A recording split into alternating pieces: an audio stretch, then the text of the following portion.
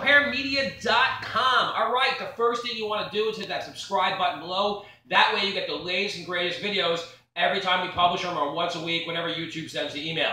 All right, so we're back here. We're not really back. This is kind of the first video, the introductory video, like we like to call it.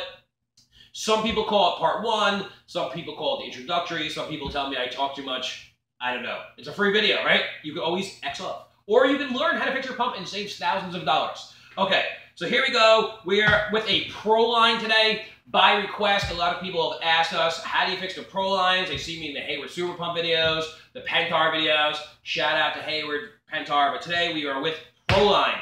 All right, so you can see this pump is pretty torn up. In some of the other previous videos from years ago, people are always like, oh my God, you're always working on new pumps. Well, this one is definitely not new.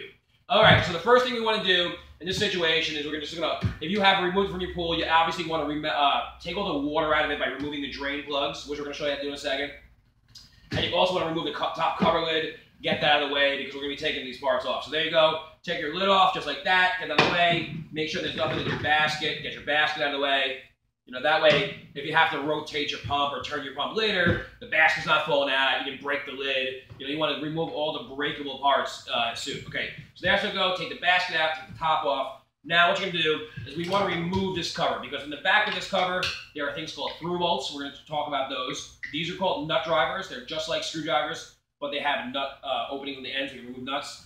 And we're going to show you a lot of good stuff. So the first thing we're going to do now is we're going to use let me tell you exactly what size, a 1/4-inch nut driver, and we're going to stick it right here in the screw right there. Okay, see that screw right there? Okay, and what we're going to do is we're going to loosen this up, turning it counterclockwise. Okay, now a lot of people out there are watching, maybe older folks. Hey, shout out to older folks. You're like, I know what counterclockwise is. Now, but if you're a younger guy, you're probably like, wait, what?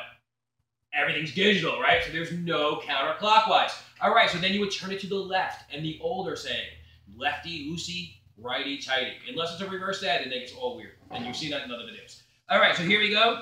We're just going to loosen this bolt up just like this with a nut driver.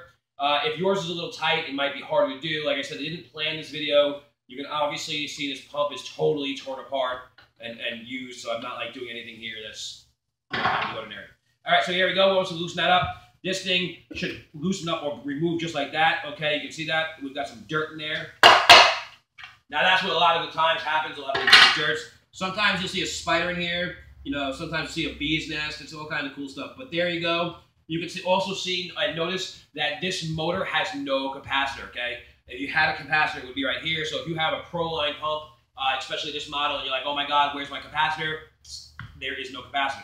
All right, so there you go. And the next step, we're gonna be showing you how to use the nut drivers to remove the through bolts. We're also going to be using a large pair of channel locks to remove the wet end strainer housing from the pump assembly. And then we're going to be getting into the impeller and all that good stuff. All right, so thanks for watching. We'll see you in the next video. Make sure you subscribe. Remember, all parts are available at pumprepairmedia.com. See you in the next video. Peace.